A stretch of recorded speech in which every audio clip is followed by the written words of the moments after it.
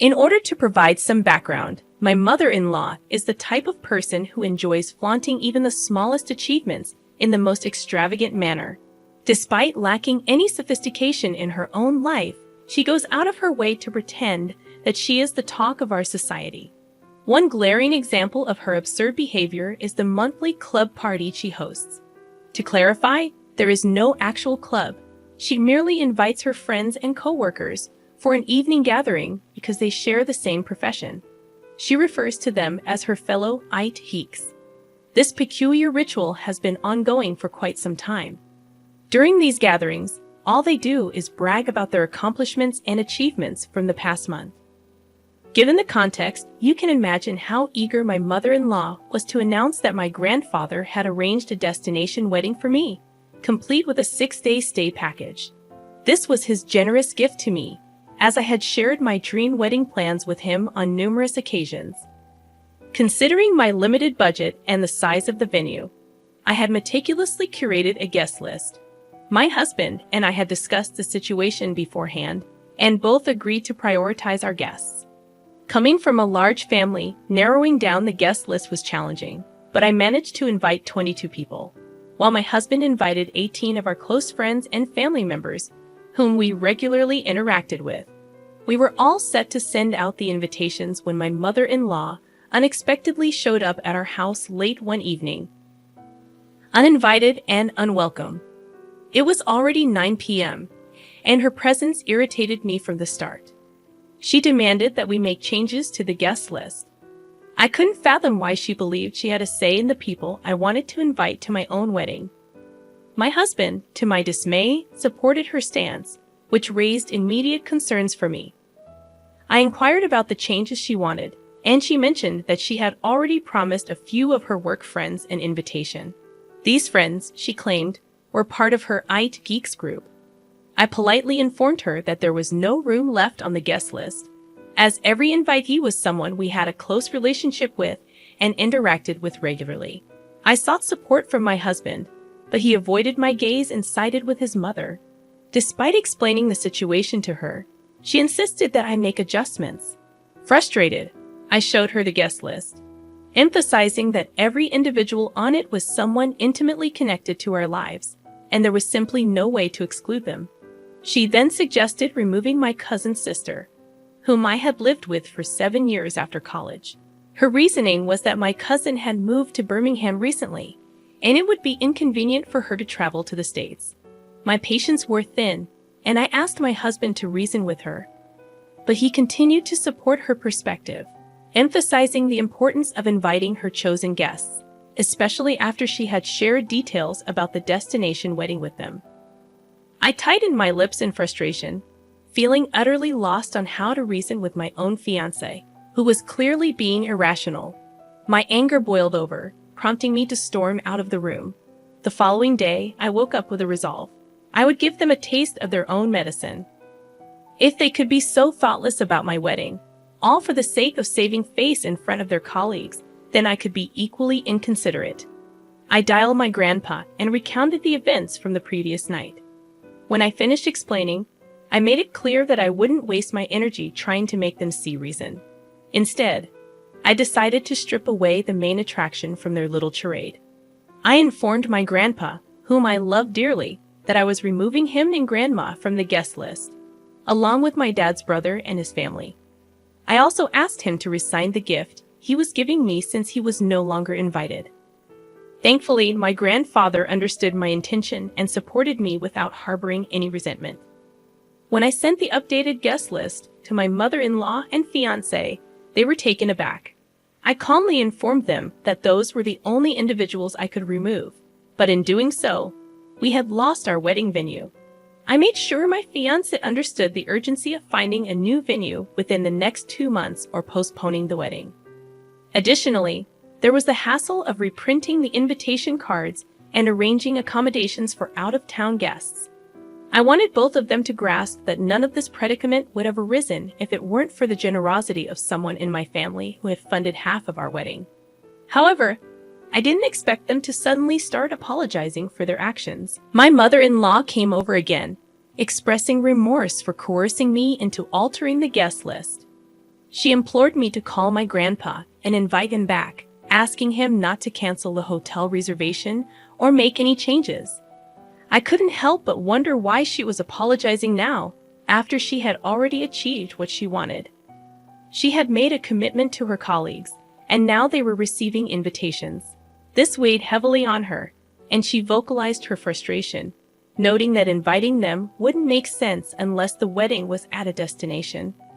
She emphasized that a non-destination wedding would be ordinary and uninteresting to others.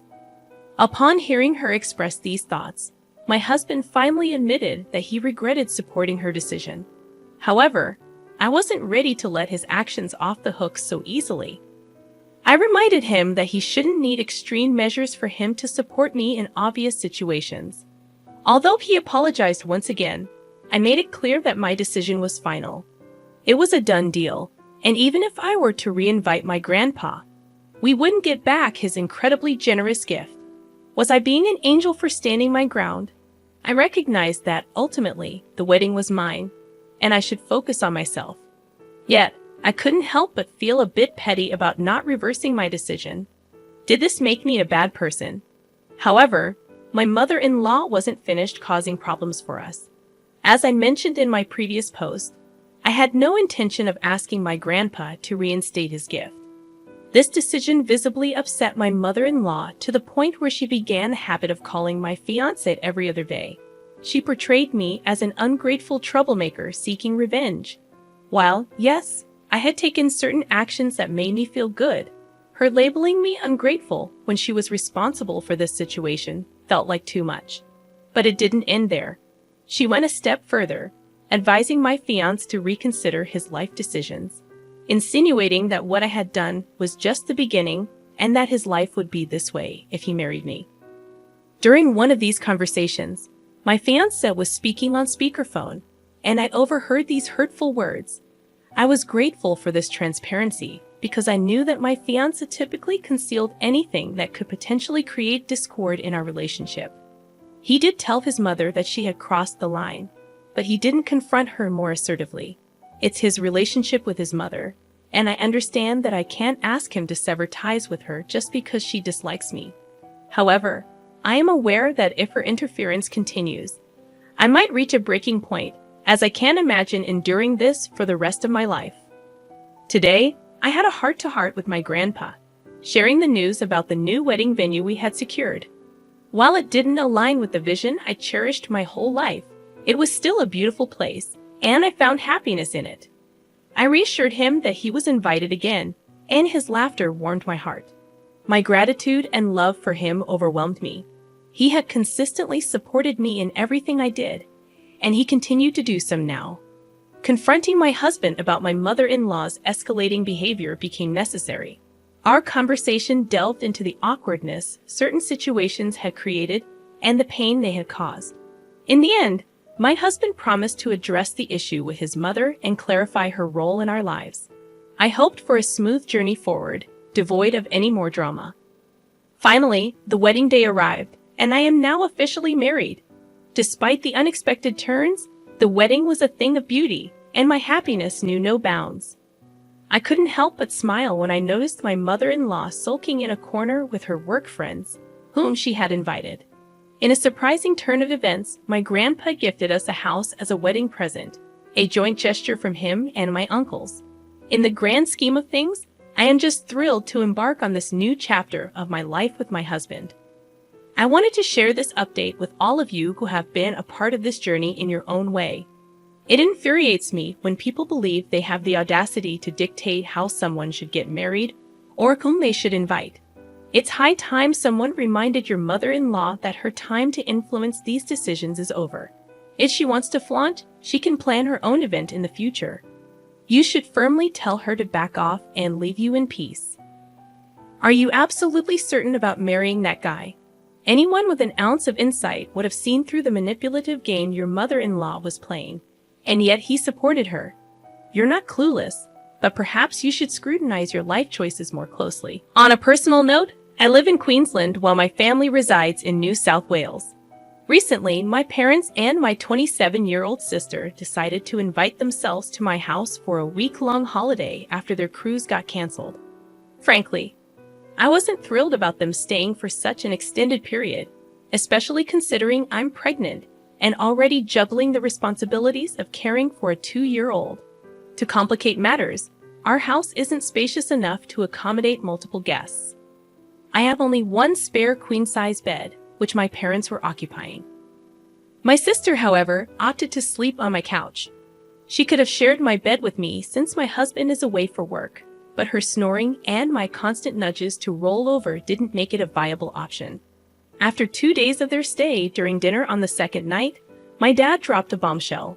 He casually mentioned that they had invited my sister's boyfriend of just 5 weeks to fly up and stay with us for the entire weekend. He had already booked a ticket and would be arriving on Friday morning at 9 a.m. I had never met my sister's boyfriend. After all, he had only been part of the family for 5 weeks. What infuriated me was that no one bothered to consult me beforehand. Moreover, I didn't have the space for him to stay comfortably. He would have had to sleep on my couch, and my sister would either need to share the couch or my bed with him. The idea of a stranger sleeping in my house while my 2-year-old son was in his own room was unsettling. In sheer frustration, I called my husband, and together we decided to firmly refuse the arrangement. We believed their behavior in inviting a stranger into our home was completely unacceptable. When I called my sister to communicate our decision while I was at work, my mother exploded in anger. She berated me, questioning my judgment and accusing me of doubting their ability to judge someone's character. According to her, they wouldn't invite someone into our house who couldn't be trusted, even though they had met him fewer than 10 times. Eventually, they hung up on me, hastily packed their belongings, and left my house. Later, they sent me a text message claiming that my husband had manipulated my thoughts against them, and that they were leaving not because they were wrong, but because I had been an inhospitable host. According to them, I had become a terrible person since being with my husband for the past 10 years. 3 days passed, and they attempted to call me, acting as if nothing had transpired. Their inability to comprehend my reaction left me utterly baffled. I am left wondering if anyone can shed light on their perspective and help me make sense of this situation. Am I overreacting? I don't think so. I believe I was being a responsible parent, not an unreasonable person. I didn't invite them, and I certainly don't have a serial obligation to be a gracious host to a family that essentially invaded my home. To top it off, they invited a 4th person, a complete stranger, to stay without my knowledge or consent. Their entitlement is baffling. It's almost like they can't stand the fact that I've grown up and am making decisions without seeking their approval. This is the moment to establish boundaries. In my response, I made it clear that I'm not a terrible host because I didn't invite them in the first place. They invited themselves. I generously accommodated them despite the disruption to our usual routines. However, inviting another person into my home without my consent was completely unacceptable.